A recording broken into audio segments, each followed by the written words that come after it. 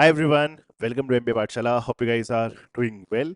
So आज का particular session बहुत important होने वाला है because in this particular session, in this particular video, we'll be addressing common doubts of all the aspirants, right? जो भी सबसे common doubts अपने निकल के आते हैं, right? कि फ्रेशर हैं तो कितनी प्रॉब्लम आ सकती है फ्रेशर में एडमिशन. हमने सुना है कि होता ही नहीं है, ऐसे वर्क एक्सपीरियंस वालों का एडमिशन होता है, राइट? या फिर हमारा गैप ईयर है तो ये कितना अपना बैकफायर करेगा अपनी प्रेपरेशन और अपने एडमिशन्स को, राइट? तो ये सारी चीज़ें, ये सारे जो कॉमन डाउट्स हैं, इन्हीं को एड्रेस करने के लिए पर्टिकुलर सेशन है, right? So let's kick off. तो हम तीन मेजर पोर्शंस में डिस्कस करना चाहेंगे.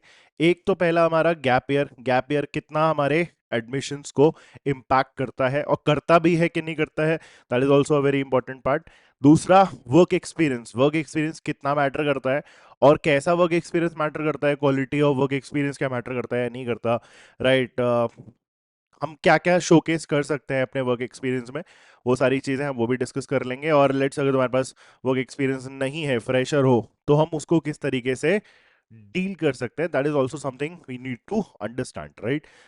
And last but not the least, non engineers. तो नॉन इंजीनियर्स के लिए सबसे बड़ा एक वो इशू रहता है कि भाई इस CAT paper heavily oriented and heavily like prioritize या फिर फेवरिंग इंजीनियर्स, क्या वो इंजीनियर्स के लिए ही बना हुआ है पेपर? सो वो सारे डाउट्स इस पर्टिकुलर सेशन में अपन क्लियर करते हैं, ठीक है? So stay tuned in this particular video, बहुत इंपॉर्टेंट है. एक बार अपने ये डाउट्स क्लियर कर लो और फिर साल भर आप परेशान नहीं होगे, एटलीस्ट इन छोटी छोटी चीज़ों को लेके उस पे काम करने वाला आपका नेक्स्ट ईयर उस पे टाइम स्पेंड होना चाहिए आपका. सबसे पहले स्टार्ट करते हैं, have broken down into multiple slides. तो एक एक करके हम सारी स्लाइड्स को गो थ्रू करते हैं और चीज़ें अपने आप क्लियर होती जाएंगी. पहली चीज़ तो ये कि ये डाउट्स जो है ना, ये मैटर क्यों करते हैं, right? Why are these doubts important? And ये इनको क्लैरिफाई करना भी हमारे लिए क्यों इंपॉर्टेंट है, इनको रिजॉल्व करना भी हमारे लिए क्यों इंपॉर्टेंट है. तो बहुत बार क्या होता है ना, जो एस्पिरेंट्स रहते हैं ना, इन डाउट्स के चक्कर में ना, वो अपना जो पॉसिबिलिटी है, जो अपना एक पोटेंशियल है कि हम प्रिपेयर करेंगे और अपनी लाइफ में आगे बढ़ेंगे, कैट क्रैक करेंगे, एडमिशंस होगा, वो पूरे के पूरे सिनारियो को ही बिकॉज ऑफ सर्टेन मिसकंसेप्शंस वो पूरा पूरा आउटराइटली रिजेक्ट कर देते हैं कि नहीं, ये तो पॉसिबल ही नहीं है. And that is the biggest mistake aspirant can make, right? So पहली चीज, सेल्फ रिजेक्शन नहीं करना है ड्यू टू मिसकंसेप्शंस. दूसरा, आपको ये भी समझना पड़ेगा कि ये जो एमबीए एडमिशंस है, राइट, जो इंडिया में एडमिशन के क्राइटेरियाज बने हुए हैं, अलग अलग कॉलेज के अलग अलग criterias, they are not check boxes based कि तुमने इतना स्कोर करा है तो अगर यस है तभी एडमिशन होगा, इतना स्कोर नहीं करा है तो एडमिशन नहीं होगा, राइट? बेंचमार्किंग्स है, बट वो बेंचमार्किंग्स इतनी स्ट्रिंजेंट नहीं है. देर आर ऑलवेज पॉसिबिलिटीज कि अगर तुम एक चेक बॉक्स में फिट नहीं होते हो, फिर भी तुम्हारा चांसेस अभी भी अवेलेबल है, वो फिर भी हो सकता है, right? Because the admission processes are holistic in nature, right? इसमें ऐसा नहीं है कि सिर्फ एक ही पैरामीटर इंपॉर्टेंट है. ये है तो ठीक है, अच्छा है, बट अगर ये नहीं है तो इस दूसरे पैरामीटर से इस चीज को कंपेंसेट करा जा सकता है. इट्स लाइक सेइंग कि वर्क एक्सपीरियंस होना मैंडेटरी नहीं है, एटलीस्ट इंडिया में मैंडेटरी तो नहीं है, राइट? तो अगर वर्क एक्सपीरियंस हमारे पास नहीं है तो किसी और कैटेगरी में या किसी और पैरामीटर में आप ज्यादा बेटर परफॉर्म करके वहां पे पॉइंट स्कोर करके you can still get into the same B school, right? So ये आपको समझना पड़ेगा. The admission cycles are, the admission process are holistic in nature. And सबसे लास्ट इंपॉर्टेंट बात ये जो मैंने इंक्लूड करी, जितना हम अपनी रियलिटी को पहचान पाएंगे, राइट, फैक्ट्स हमारे सामने हैं, क्या पॉसिबल है क्या नहीं पॉसिबल है वो सब कुछ तुम्हारे सामने है. So understanding the reality is going to matter, right? Because ये हमारे साल भर की प्रिपरेशन के टाइम पे जो हमारी एंग्जाइटी बार बार बिल्डअप होती है ना कि नहीं हमारा होगा या नहीं होगा, होगा या नहीं होगा. सो get it sorted, get it done. Clear होना चाहिए कि हाँ, ये कॉलेजेस के लिए हमारे पास ऑप्शन अभी भी अच्छा ओपन है, इन कॉलेज के लिए नहीं है तो इनके लिए हम फाइट नहीं मारेंगे, सिंपल सी बात है. But you need to get a hold of the reality itself, right? So ये तीन चीजें इंपॉर्टेंट है एंड इसीलिए हमारा ये डाउट्स वगैरह को क्लियर करना भी इंपॉर्टेंट हो जाता है. सबसे पहले स्टार्ट करते हैं अपन गैप ईयर से, राइट? सबसे बड़ा फेयर जो है एस्पिरेंट्स का वो गैप ईयर का है कि अगर गैप ईयर है तो क्या फर्क पड़ जाएगा. तो the important part is gap year the deal breaker? The straightforward answer has to be no.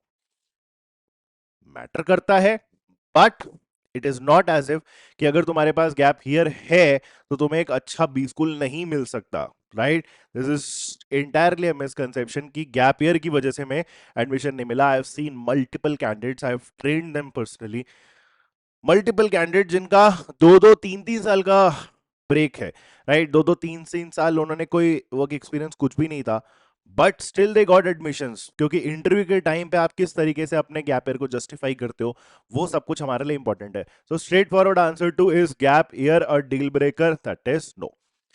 Now next point जो भी मैं समझा रहा था, institutes care about how you use the gap. तो उनको ये फर्क पड़ता है, जो भी पैनलिस्ट है जिनके सामने आप इंटरव्यू में पहुंचोगे, राइट?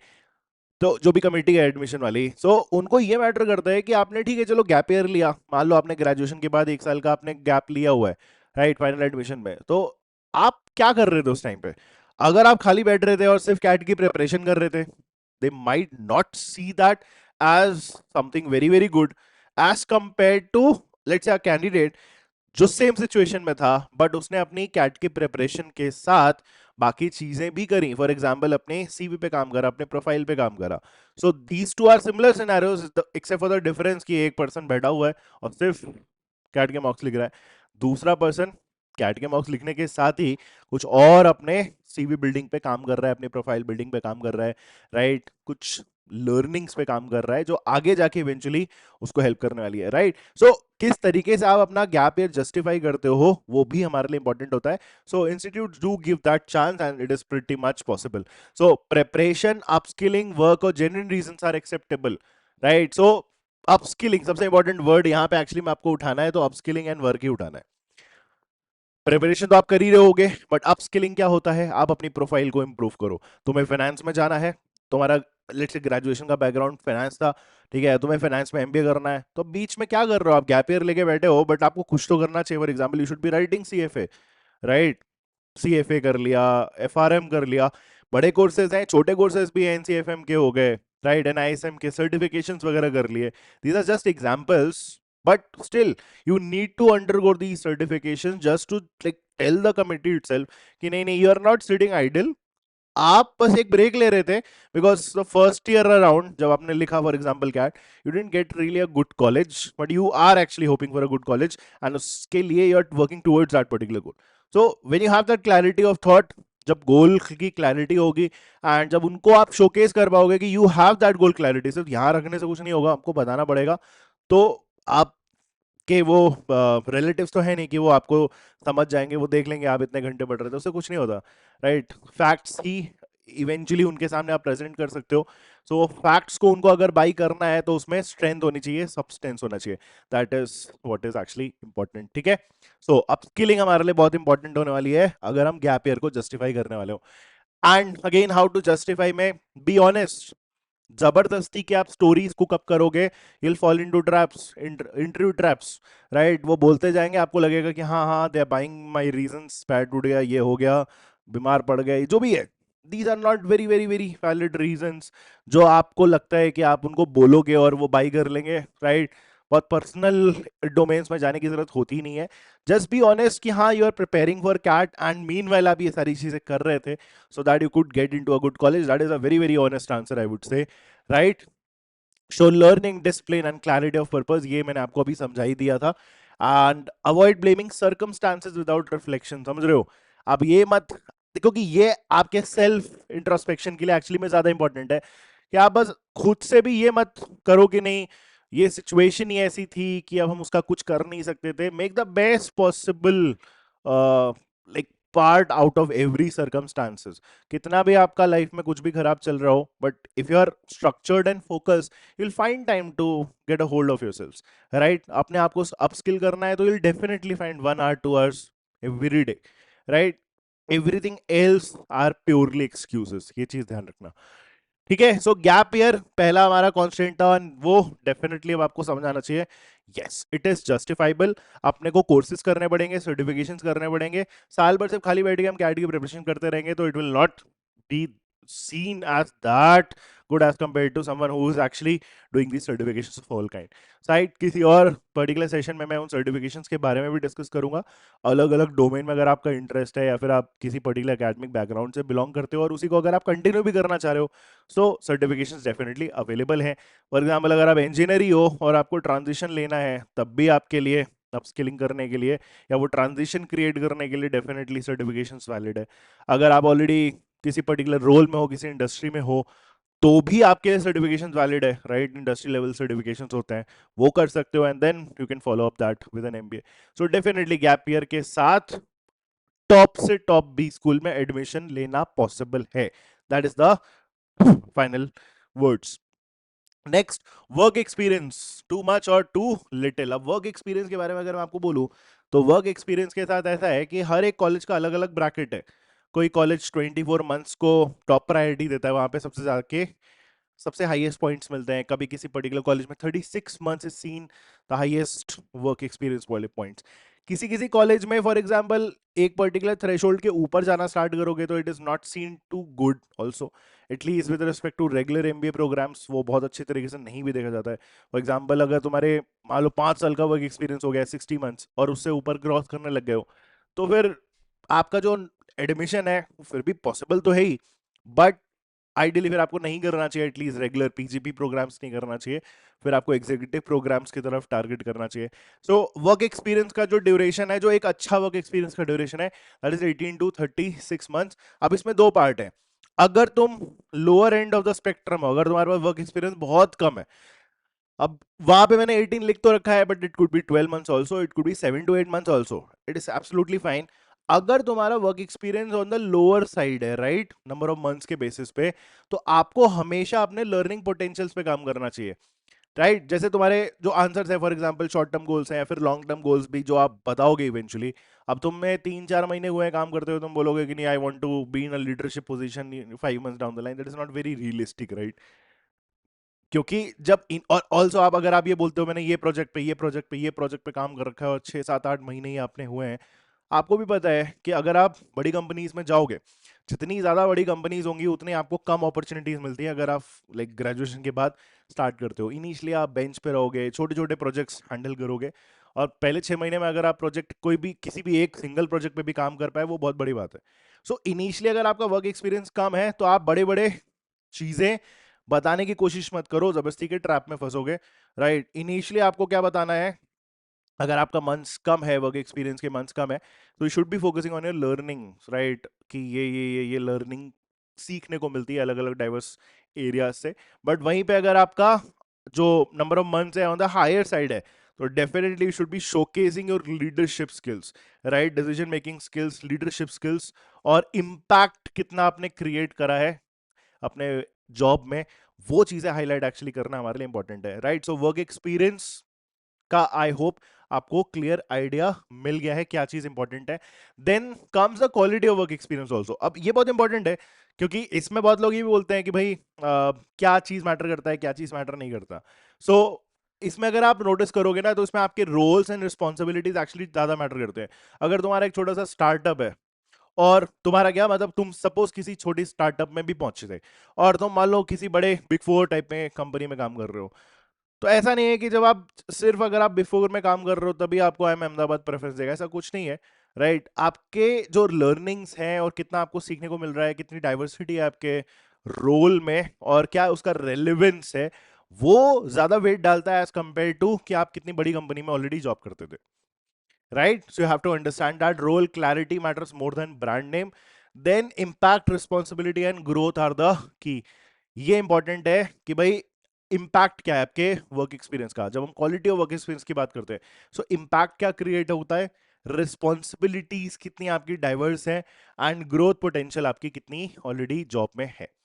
दीज आर द 3 की पिलर्स जो आपके वर्क एक्सपीरियंस की क्वालिटी को डिनोट करता है. एंड देन एक बहुत इंपॉर्टेंट चीज, क्योंकि रिसेंट टाइम में there have been a lot of candidates जो ये शोकेस करते हैं कि भाई उनका स्टार्टअप है या फिर उनके बिजनेस, फैमिली बिजनेस है, तो उसका भी वर्क एक्सपीरियंस इवेंचुअली आपका काउंट होता है, ये ध्यान रखना, ठीक है? डेफिनेटली काउंट होता है. One thing I want to add to this is बहुत बार हमें लगता है कि वर्क एक्सपीरियंस सिर्फ पॉइंट्स लेने के लिए हम किसी एक्स वाई जेड रैंडम अपने गली मोहल्ले के लेट्स से एनजीओ से एसोसिएट हो जाते हैं और एनजीओ का सर्टिफिकेशन ले लेंगे और वर्क एक्सपीरियंस के पॉइंट्स बन जाएंगे। पॉइंट्स तो बन जाएंगे बट जब आप इंटरव्यू में पहुंचोगे सो वो एक रैंडम एनजीओ जो कुछ नहीं करता है ग्राउंड लेवल पे, उससे सर्टिफिकेशन लेके आप zero quality of work experience gain कर रहे हो। ये चीज ध्यान रखना है, ठीक है। तो just to get some CV points, just to get some work experience points, जिससे मेरे को इंटरव्यू की कॉल आ जाए, बट उसके बाद की कहानी थोड़ी सी डिफिकल्ट हो जाती है। It is not as if I am belittling NGO का वर्क एक्सपीरियंस। बिल्कुल बहुत सारे एनजीओ के वर्क एक्सपीरियंस बहुत ज़्यादा ही क्वालिटी के होते हैं। फॉर एग्जांपल अगर आप टीच फॉर इंडिया की फेलोशिप प्रोग्राम के लिए अगर आप ऑप्ट करते हो, 2 साल की जो फेलोशिप प्रोग्राम होता है, तो इनके लिए अगर आप ऑप्ट करोगे तो डेफिनेटली उनका जो क्वालिटी है, जितना कुछ आपको सीखने को मिलता है ग्रास रूट लेवल पे, उससे ज़्यादा इम्पैक्टफुल तो कुछ भी नहीं हो सकता। But the name has to stand out. जहाँ पे एक्चुअली में कुछ काम होता है उसी के पीछे जाओ, जबरदस्ती के पॉइंट्स लेने के पीछे मत जाओ, because it will really not add value. And panelist जो इंटरव्यू वाले होते हैं वो भी बहुत अच्छे तरीके से उस चीज को नहीं लेते हैं। Okay, so that was what I also wanted to tell you about work experience. जो हमारा तीसरा एरिया है मिसकंसेप्शंस का, डाउट्स का, कॉमन डाउट्स का, that is being a fresher do we stand a chance. The simple and straightforward answer is yes. अगर आप B schools के, आपको मेरी बात नहीं माननी है, आप क्या करो, बी स्कूल्स के आपको इजिली बैच प्रोफाइल्स आपको मिल जाएंगे। जब आप बैच प्रोफाइल को सर्च करोगे तो बाइफरकेशन रहेगा कि कितने फ्रेशर्स थे, कितने वर्क एक्सपीरियंस वाले थे, और वो ईयर वाइज भी आपका बाइफरकेशन फर्दर दिया रहता है। तो अगर आप किसी भी कॉलेज का अगर वो डेटा उठा के देखोगे कि कितने फ्रेशर इस पर्टिकुलर कॉलेज में पहुंचा है, कितना भी अच्छा कॉलेज हो सकता है, it could be I M Ahmedabad also, कोई भी कॉलेज तुम्हारा मन करे आज ही जाके देखना, आपको डेफिनेटली उसमें 26-27% फ्रेशर्स तो देखने को मिलेंगे ही मिलेंगे।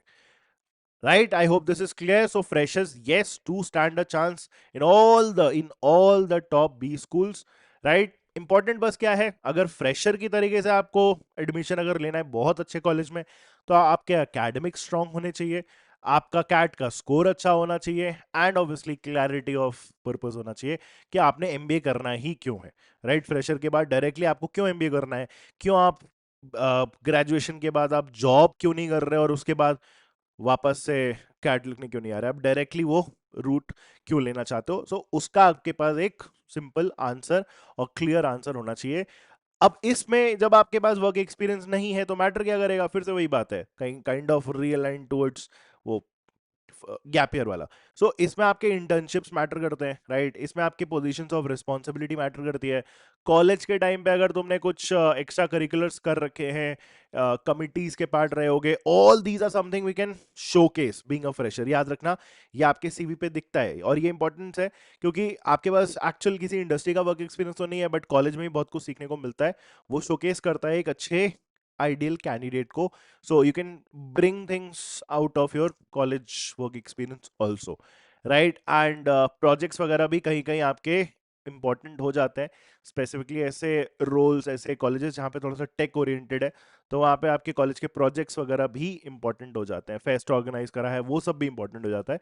सो बीइंग अ फ्रेशर आपको यही 3 चीज़ों पे फोकस करना है, राइट? एकेडमिक्स ठीक होने चाहिए, कैट का स्कोर अच्छा होना चाहिए, एंड इन चीज़ों में से आपके पास कुछ चीज़ें एटलीस्ट होनी चाहिए, तो वो आपकी एक अच्छी प्रोफाइल क्रिएट कर देंगे and will be definitely be able to stand a chance in the top B schools. And how can freshers compete? सब सिंपल सी बात है, जो भी मैंने आपको समझाया, आप शोकेस करो कि आपके पास लर्निंग पोटेंशियल है और आपके गोल्स क्लियर है, राइट? बस ये 2 चीजें, आपके पास पोटेंशियल है वो एकेडमिक शो कर देगा, आपने पीछे चीजें कर रखी है वो आपका इंटरेस्ट शो कर देगा, एंड उसके बाद आपको शोकेस करना है कि मेरे को मेरे शॉर्ट टर्म गोल्स है, लॉन्ग टर्म गोल्स है। एंड मुझे लगता है कि भाई बिना वर्क एक्सपीरियंस के भी अगर मैं स्टार्टिंग से एमबीए कर लूं, because I am young at my age but I have achieved so much, I'm actually in a good position to just kick off with my MBA journey also. So it'll be good to go with respect to being a fresher and showing it is beyond academics. Obviously, फिर आपको extra curriculars के line पे showcase करना है and demonstrate by MBA now makes sense. Simple सी बात है, आपको वो एक स्टोरी में फ्लो दिखाना पड़ेगा, जो मैं बार बार बोल रहा हूँ कि भाई ग्रेजुएशन करा, चीज़ें हमने करी, लीडरशिप पोजीशंस कॉलेज में मैंने ली, और उसके बाद अब मेरे को एमबीए करना है, बिकॉज एमबीए में ये चीज़ों में मेरे को स्पेसिफिकली एंटर करना है। ब्रांड मैनेजमेंट में जाना है, प्रोजेक्ट मैनेजमेंट में जाना है, अकाउंटिंग में जाना है स्पेसिफिकली, राइट? सो वो आप अपनी एक स्टोरी क्लियरली बना सकते हो, and that is pretty much good to go with respect to admissions. Non-engineers finally, is CAT engineer friendly?